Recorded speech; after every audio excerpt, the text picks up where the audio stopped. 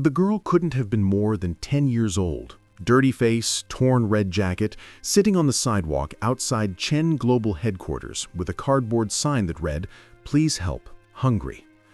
Alexandra Chen walked past her every morning, as did hundreds of other employees, all of them looking away, pretending not to see. But today, the girl spoke. "You're going the wrong way," she said, her voice clear and certain despite her circumstances. Alexandra stopped, surprised. In 3 years of walking past this corner, the girl had never said a word. "Excuse me?"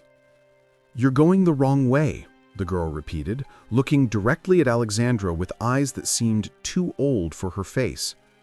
"You think you're going up, but you're actually going down. And when you hit bottom, nobody's going to catch you because you never caught anyone else." Alexandra felt something cold settle in her chest. "I don't have time for this." She pulled a 20 from her wallet, dropped it in the girl's cup, and kept walking.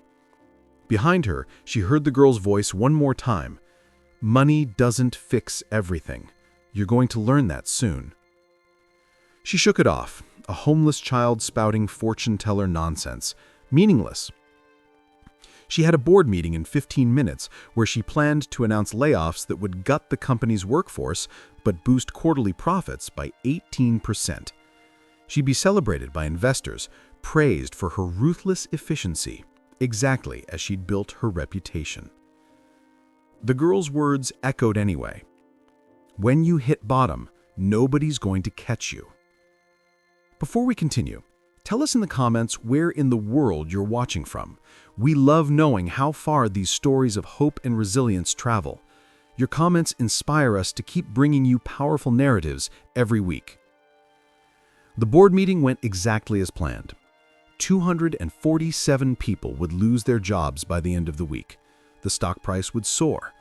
Alexandra Chen, CEO of Chen Global, would cement her reputation as the woman who made hard choices without sentiment.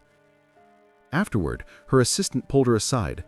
"Miss Chen, there's a situation. Your adoptive parents are trying to reach you. Your father, he's in the hospital. They've been calling all morning." Alexandra's stomach dropped. "Why didn't you tell me during the meeting?" "You said no interruptions. You were very clear." She had been, because board meetings mattered more than personal issues, because that's what CEOs did. They prioritized business over emotion. That's how you built an empire. But as Alexandra stood there, phone in hand, staring at 17 missed calls from her mother, she heard the girl's voice again. "You're going the wrong way. You think you're going up, but you're actually going down.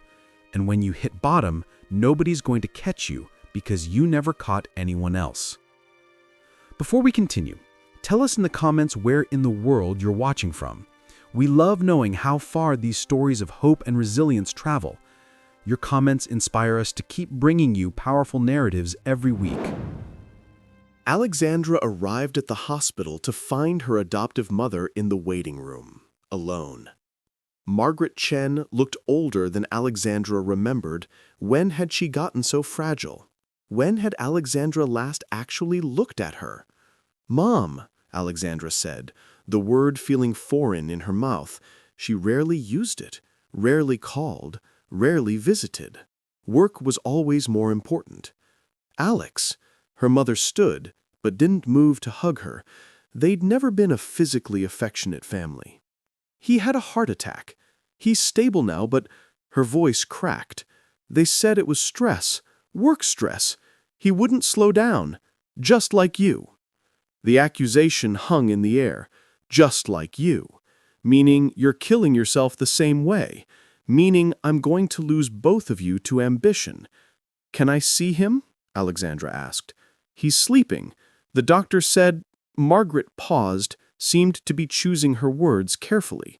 "The doctor said he's been working himself to exhaustion, trying to prove he's still valuable. After you restructured his department last year and demoted him to a junior role, he felt he had to work twice as hard to justify his position." Alexandra felt something twist in her chest. "I didn't know he worked for Chen Global." "Of course you didn't," Margaret said quietly.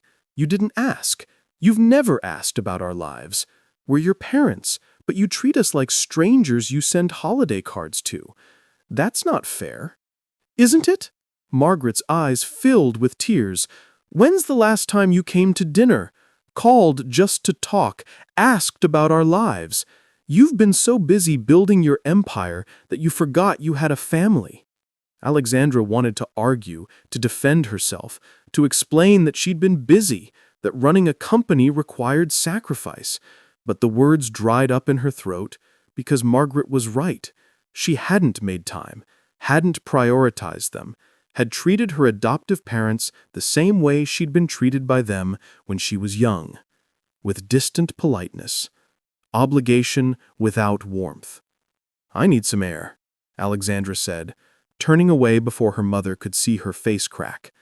She found herself in the hospital cafeteria, staring at terrible coffee, when a man sat down across from her. He wore a yellow maintenance uniform and had the weary look of someone who'd been working double shifts. "You look like you're having the worst day of your life," he observed. Alexandra almost told him to go away, but something about his directness was refreshing. "My father's upstairs. Heart attack. My mother just told me it's partially my fault." "Is it?" the man asked, no judgment in his tone, just curiosity. "Probably," Alexandra admitted. "I demoted him last year, didn't realize he worked for my company, didn't ask, just saw numbers on a spreadsheet and made a decision. Ouch. That's rough. I'm Marcus, by the way. I work maintenance here." "Alexandra." She paused. "I just laid off 247 people this morning to boost quarterly profits. I didn't think about the fact that those were people with families, with bills, with lives that depend on those jobs. I just saw numbers." "Why are you telling me this?" Marcus asked gently. "Because you're a stranger, and I'll never see you again. And because a homeless girl told me this morning that I was going the wrong way, and I think she might have been right." Marcus took a sip of his coffee. "There's a girl who sits outside Chen Global? Skinny kid, red jacket, doesn't talk much? That's her." Marcus said. "That's Emma, my daughter." Alexandra's world tilted. "What?" "Emma. She's 10. We're homeless. Lost our apartment 6 months ago when I lost my job. To downsizing. Ironically, I used to work for Chen Global. You laid me off 2 years ago." Alexandra stared at him, horror washing over her. "It's okay," Marcus said, and incredibly, he seemed to mean it. "You didn't know." That's the problem with making decisions from the top.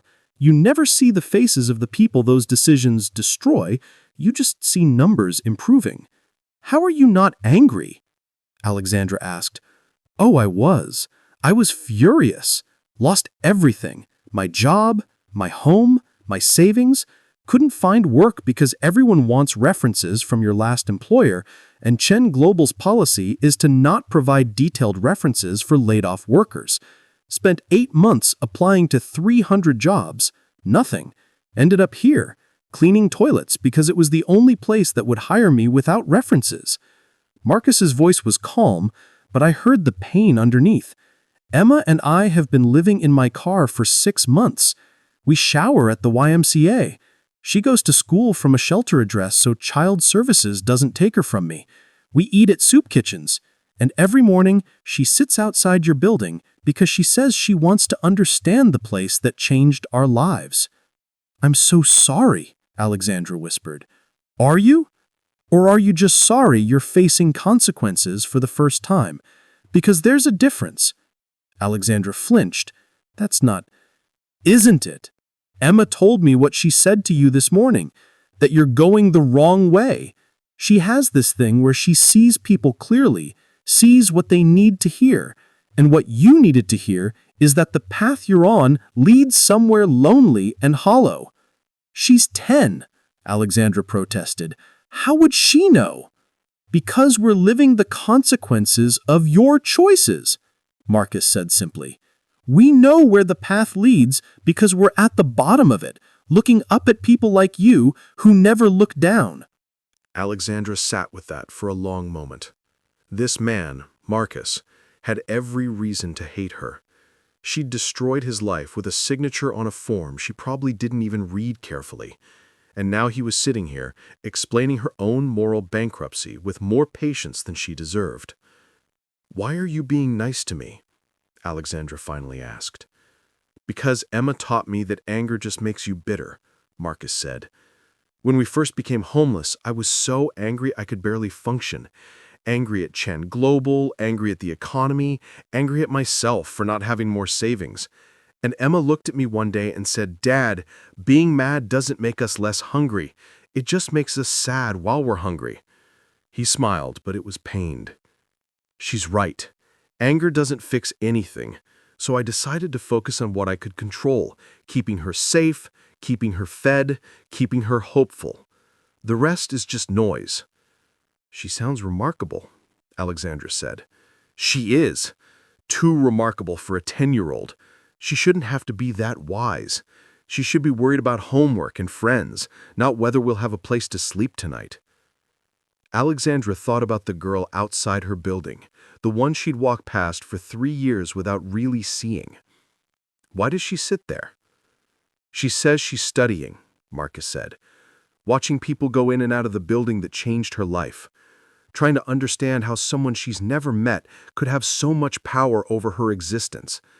I tried to stop her at first, thought it was unhealthy, but then I realized it's how she's processing the unfairness of the world. By warning people like me? By trying to save people like you," Marcus corrected. "She thinks she can get through to even one person, make them see what they're doing. Maybe she can prevent another kid from ending up like her. She's trying to fix a broken system one executive at a time." Alexandra felt tears building. "I don't know how to fix this, how to fix any of this." "You start by seeing people, really seeing them, not as numbers on a spreadsheet or obstacles to profit, as human beings whose lives matter as much as yours. You start by asking yourself, if this decision affected me, would I think it was fair? Would I think it was necessary? The board expects, I don't care what the board expects. I care what you can live with. Can you live with 247 more families ending up like mine? Because that's what you did today. You created 247 potential Emmas, kids who might end up homeless because you wanted better quarterly numbers." Alexandra buried her face in her hands. "I don't know how to be different. This is all I know. Make the hard choices. Prioritize profit. Don't get emotional about business. That's how I built Chen Global. And what do you have to show for it? A father in the hospital because you demoted him without knowing it was him? A mother who can barely look at you because you're a stranger wearing her daughter's face? A company that makes money but destroys lives? A girl sitting outside your building every day as a living reminder of your choices? Is that success? No. It's lonely. It's so lonely." "Then change it," Marcus said simply. "You have power. Use it differently." "I don't know how." "Start with Emma," Marcus suggested. "Come meet her. Actually meet her, not as a homeless girl you give $20 to, as a person who's been trying to teach you something important. Maybe she can help you see what you've been missing." Later that evening, after her father was awake and stable and Margaret had gone home to rest, Alexandra found herself outside Chen Global headquarters. Emma was still there, sitting on her usual corner, reading a library book by streetlight. Marcus stood a few feet away, watching his daughter with an expression of such fierce love that Alexandra had to look away. That's what she'd never had from her adoptive parents, that uncomplicated devotion. They'd loved her in their way, but never like this. Never like she was the center of their universe.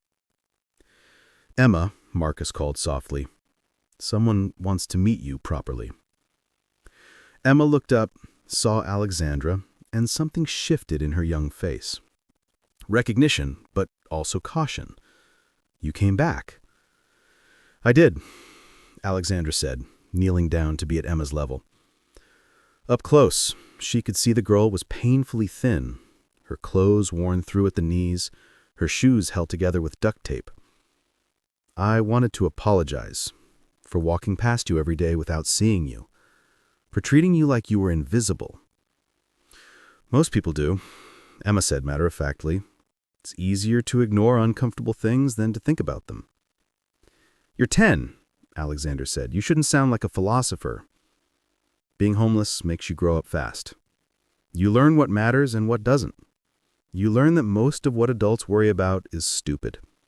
You learn that people with money think they're better than people without it, even though money is just paper. Emma, Marcus said gently, Bug, you're getting a little intense.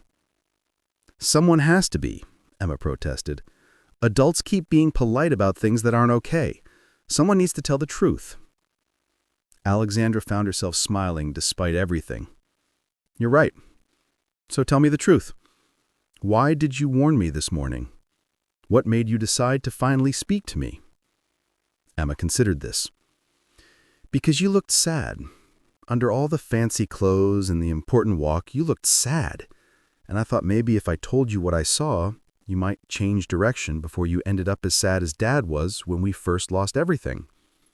What did you see? Alexandra asked. Someone going the wrong way. You were walking into a building that makes you miserable to do a job that makes other people miserable, and everyone was pretending that was normal. That was success. But it's not. It's just people being mean to each other because they think that's how the world works.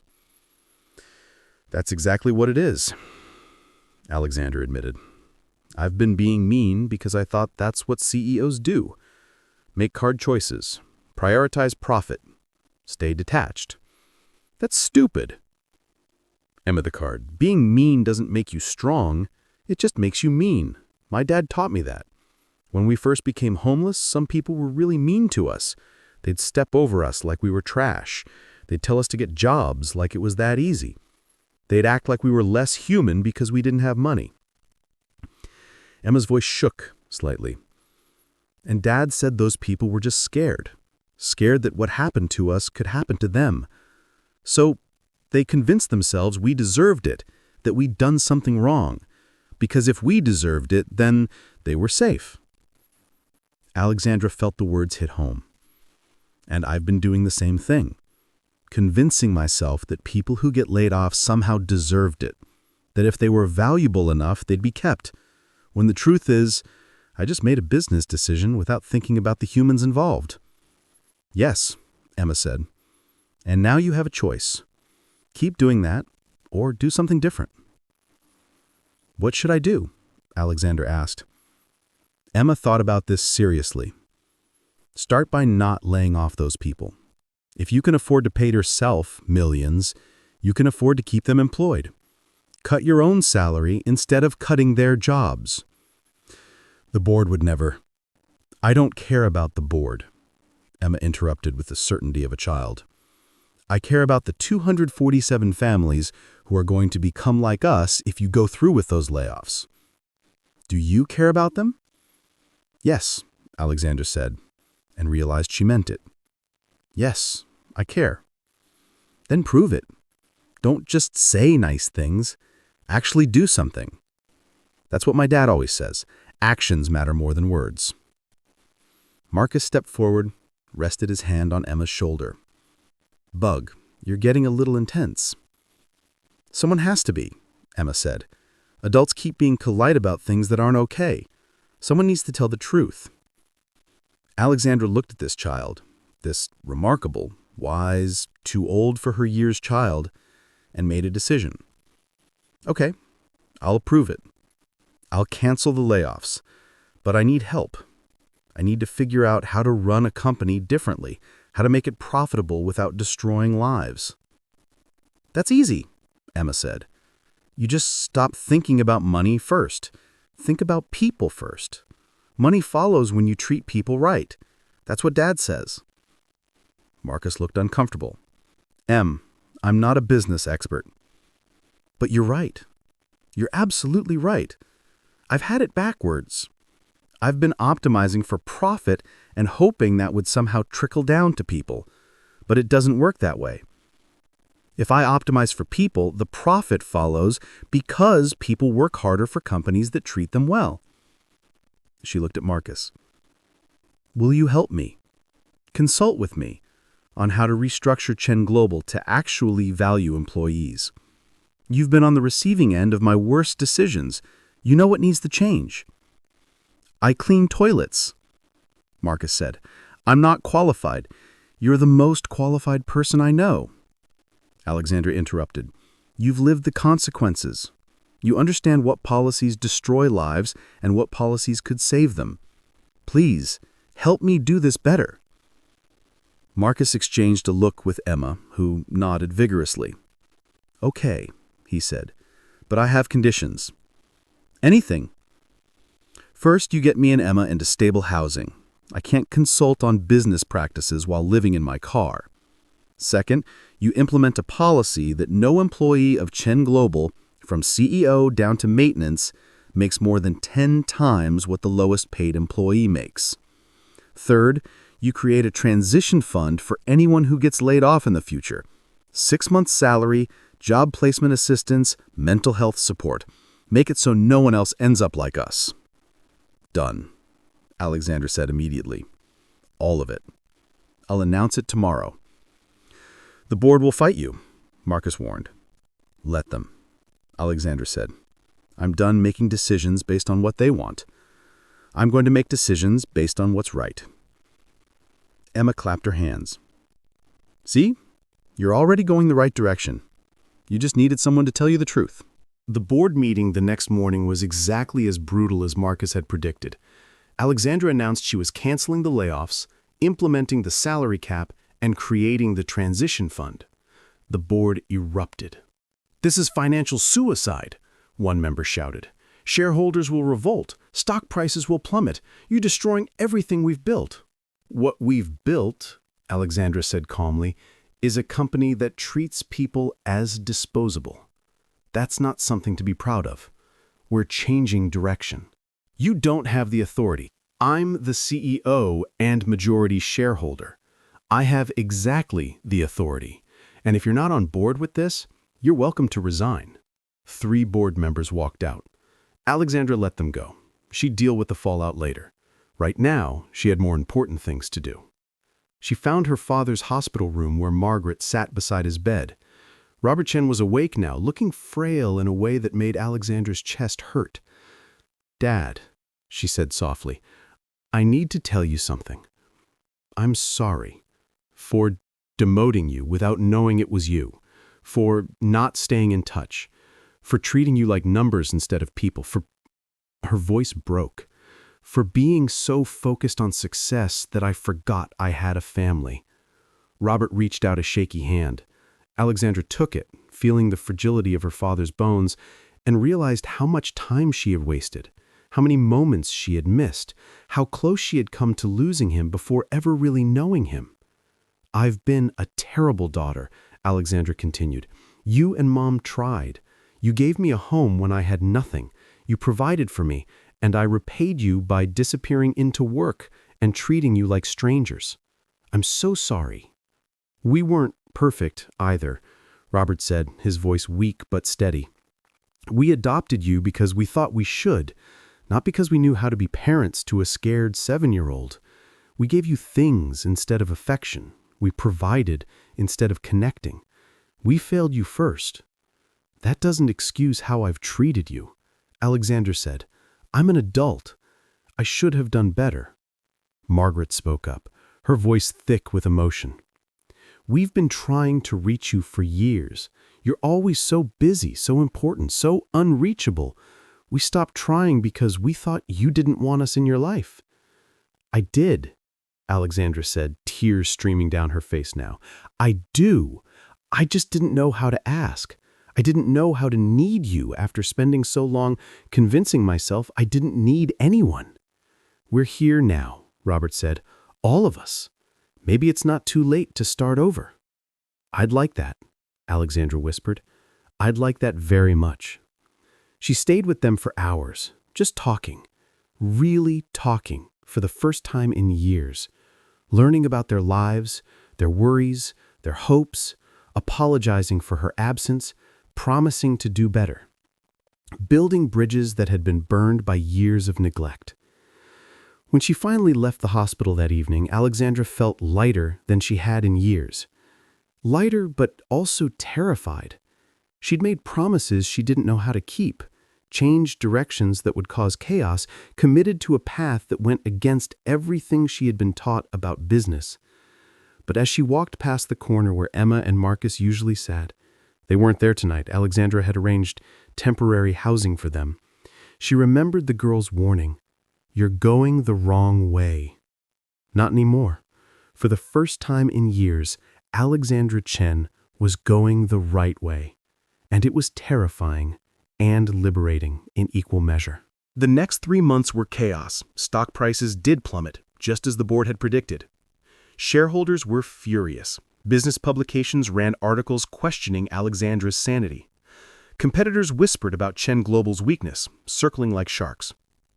Alexandra held steady. She worked with Marcus to restructure the company from the ground up. Fair wages, reasonable hours, proper benefits, respect for workers at every level. It was expensive. It was complicated. It required sacrifice.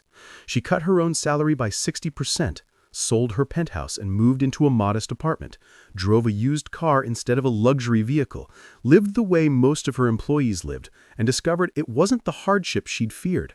It was actually freeing. Having less stuff meant having more time, more presence, more space to be human. Emma became a regular visitor to Chen Global, her perspective invaluable. When executives suggested cutting corners, Emma would ask simple questions that cut through the corporate doublespeak. But would that be fair? Would you want someone to do that to you? Is money really more important than people? The questions were childlike in their simplicity and devastating in their accuracy. Alexandra learned to run every decision through Emma's filter. Would a 10-year-old think this was right? If not, it probably wasn't. Marcus proved to be brilliant at operations. He understood, from painful experience, exactly which policies hurt workers and which helped. He redesigned Chen Global's structure to eliminate the bureaucratic red tape that had prevented him from getting help when he was laid off. He created safety nets, support systems, human-centered policies that cost money but saved lives. You're building a company that cares, Marcus told Alexandra one day as they reviewed the new employee handbook. That's rarer than you think. I'm building the company I wish had existed when you were here, so that no one else ends up living in their car with their kid. It's working, Marcus showed her the latest employee satisfaction surveys. Morale is up, productivity is up, turnover is down. People work harder when they're treated well. Revolutionary concept. Not revolutionary, just decent. We should have been doing this all along. The financial turnaround took longer, 6 months of declining profits while the new policies took root, investors threatening lawsuits, board members resigning in protest, competitors poaching disgruntled shareholders. But slowly, gradually, something shifted. Employees who felt valued worked harder, stayed longer, innovated more. The company culture transformed from cutthroat to collaborative. Recruitment became easier because people wanted to work for Chen Global. Retention improved because people didn't want to leave. By month 9, profits had recovered. By month 12, they'd exceeded previous levels. Turned out treating people well was actually good business, just on a different timeline than quarterly earnings reports demanded. Alexandra stood in front of the board, a different board now, people who shared her vision, and presented the annual results. Profits up, employee satisfaction at all-time high, customer loyalty improved, innovation increased. We did it, she said simply. We proved you can make money and treat people well. You don't have to choose. After the meeting, she found Emma and Marcus waiting in her office. Emma was drawing, as usual. Her creative output had exploded since they'd moved into stable housing. Marcus was reviewing applications for Chen Global's new program, hiring and training people from homeless shelters, giving them a chance to rebuild. How'd it go? Marcus asked. Good, really good. The board approved expanding the social programs to all our international offices. We're going global with treating people like humans. Revolutionary, right? Not revolutionary, just the way it should have been all along. You're right, Alexandra agreed, as usual. Emma held up her drawing, a woman in business attire standing at a crossroads, one path leading up to money and loneliness, the other leading down to people and connection. This is you, 1 year ago. Choosing which way to go. I chose right, didn't I? You chose people. That's always right. 1 year after Emma's warning, Alexandra stood outside Chen Global headquarters at dawn. She'd asked Emma and Marcus to meet her there, on the corner where everything had changed. Emma arrived first, no longer in a torn red jacket, but in a warm red coat that actually fit, carrying a backpack with school supplies instead of sitting on cardboard. She looked like a normal 10-year-old now, except for the wisdom still lingering in her eyes. Marcus followed, wearing the yellow shirt of Chen Global's new program.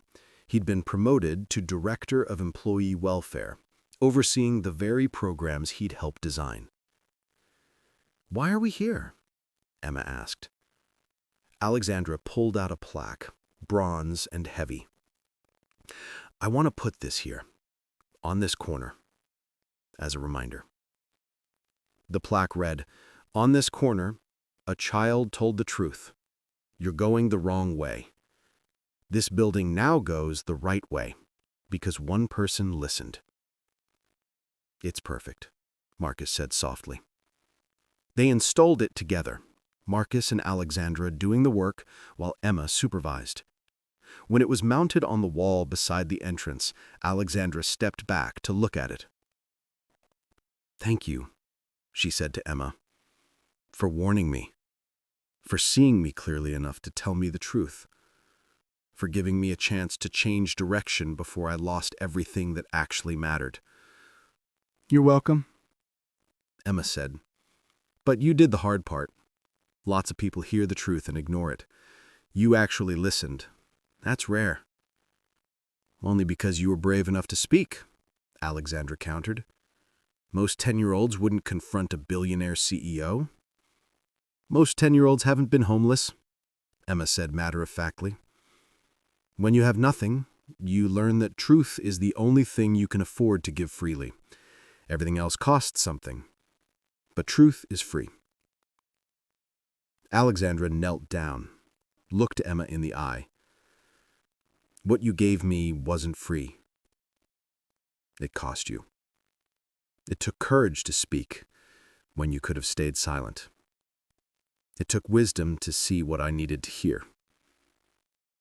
It took compassion to care about saving me when I'd done nothing to deserve it.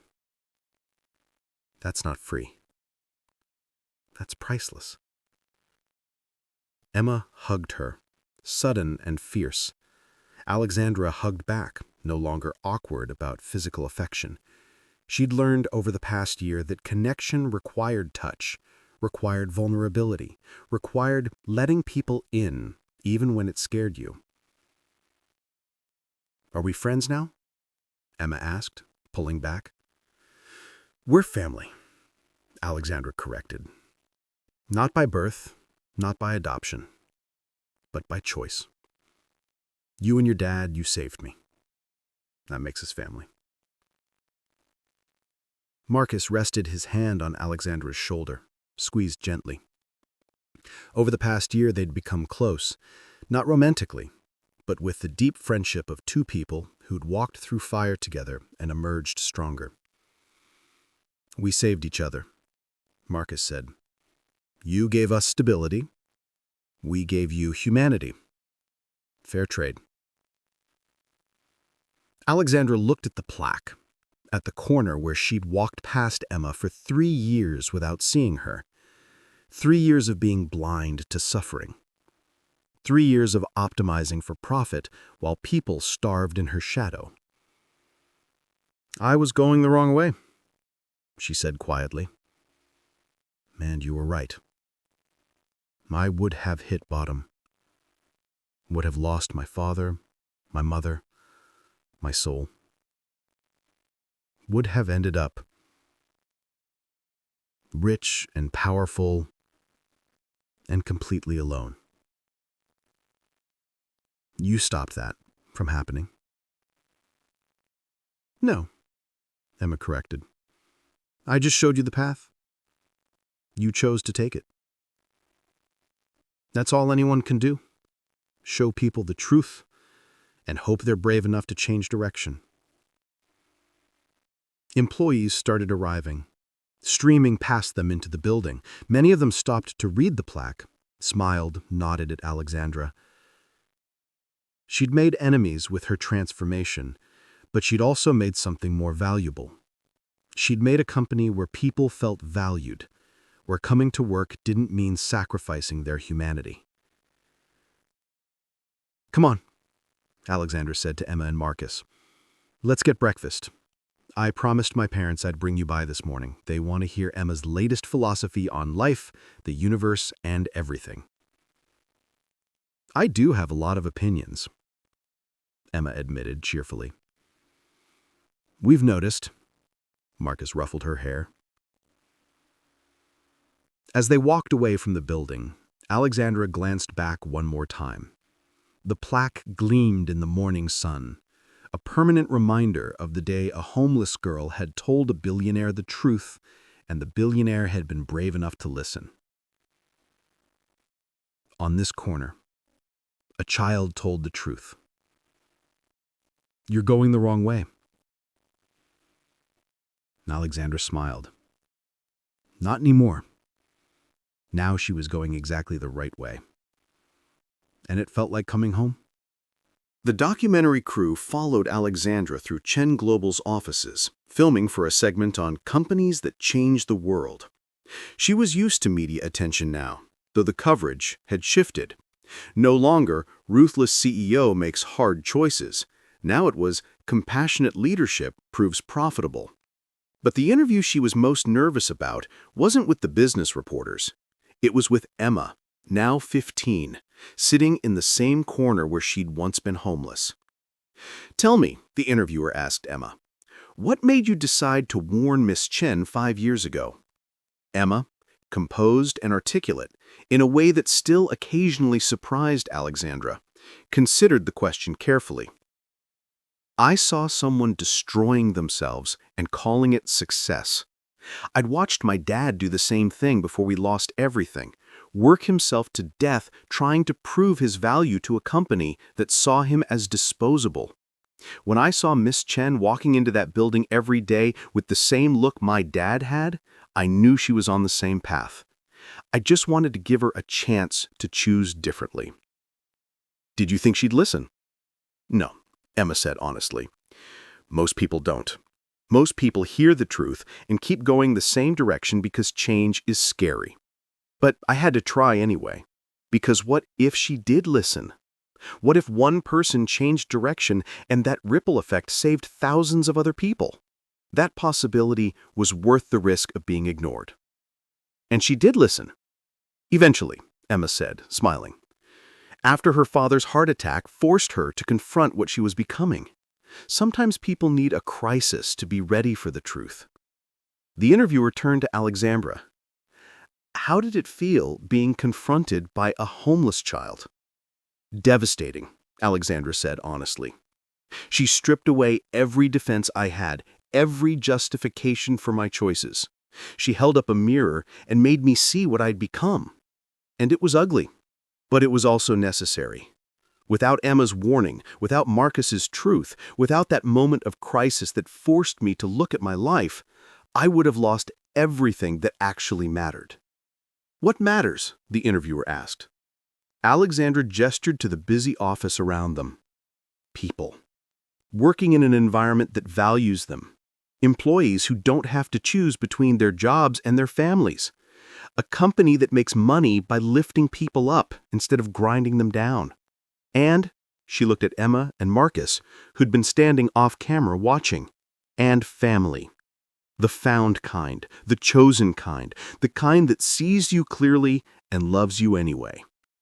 After the interview, after the crew had packed up and left, Emma turned to Alexandra. "You know what's weird?" "What?" "5 years ago, I was homeless, and you were a billionaire, and I was trying to save you. That should have been backwards. The rich person should have been saving the poor person, but it wasn't. You were drowning in money and I was drowning in poverty, but I was the one who could see clearly enough to throw you a life raft." "It wasn't backwards," Alexandra said. "You saved me because you'd been to the bottom and survived. You knew what actually mattered because you'd lost everything else. I had money, but no wisdom. You had wisdom, even though you had nothing. And your wisdom was worth infinitely more than my money. Marcus joined them, put an arm around Emma's shoulders. My brilliant kid, always seeing what everyone else misses. Someone has to. Too many people walking the wrong way. Someone has to stand on corners and tell them the truth. Alexandra asked Emma, "Is that what you want to do? Keep telling people the truth?" "Yes," Emma said decisively. "I'm going to study economics and social policy. I'm going to learn how systems work and how to change them. And then I'm going to tear down every structure that creates homelessness, that treats people as disposable, that measures success in money instead of humanity. I'm going to make sure no other kid has to sit on a corner and beg for help while people walk past pretending not to see them." "You'll change the world," Alexandra said with certainty. "I already did. I changed yours. Now I just need to scale that up." Alexandra laughed, pulled Emma into a hug. This child, this extraordinary, wise, unstoppable child, had saved her life 5 years ago with a warning. And now, she was going to save countless other lives by dismantling the systems that had created her suffering in the first place. "Whatever you need," Alexandra said. "Chen Global will fund your education, your research, your programs, whatever it takes to support your mission. You changed my life. Let me help you change the world."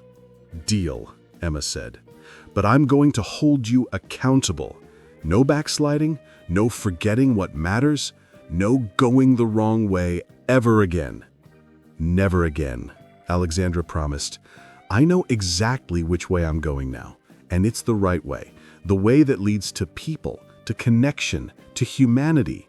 The way you showed me 5 years ago when you were brave enough to tell me the truth." Emma smiled. "Good, because the world needs more people going the right way. And it starts with one person at a time, one truth at a time, one corner at a time." Alexandra looked at the plaque still mounted on the wall beside Chen Global's entrance. 5 years of weathering, but the words still clear. "On this corner, a child told the truth. You're going the wrong way. This building now goes the right way because one person listened." She'd listened. She'd changed. She'd built something better. Not perfect, but better. And it had started with a homeless girl's warning and a billionaire's willingness to hear the truth. Sometimes salvation comes from the most unexpected places. Sometimes the people with nothing are the ones who can see most clearly. Sometimes going the right way means listening to a child who sits on a corner and tells you the truth you've been running from. Alexandra Chen had learned that lesson, and she would spend the rest of her life honoring it. If this story moved you, you've just experienced the power of Becca's stories. We create narratives about unlikely teachers, about children who see what adults miss, about the courage it takes to admit you're going the wrong way and change direction. Subscribe to Becca's Stories and join our community that believes in the wisdom of the marginalized, the power of truth-telling, and the possibility that it's never too late to choose a better path. Every week, we bring you stories of single parents who change the world through their children, of people who risk everything to speak truth, of transformation that begins when someone brave enough to listen. Share this story with someone who needs a reminder to check their direction, to listen to unexpected voices, to choose people over profit. Comment below and tell us about a time when an unlikely person told you a truth that changed your life. Because here at Becca's Stories, we believe that sometimes the people who seem powerless are the ones with the most power to change us, that children often see more clearly than adults, and that going the right way means having the courage to turn around when you realize you're headed somewhere you don't want to be. Until next time, remember, if someone tells you you're going the wrong way, listen. They might be saving your life.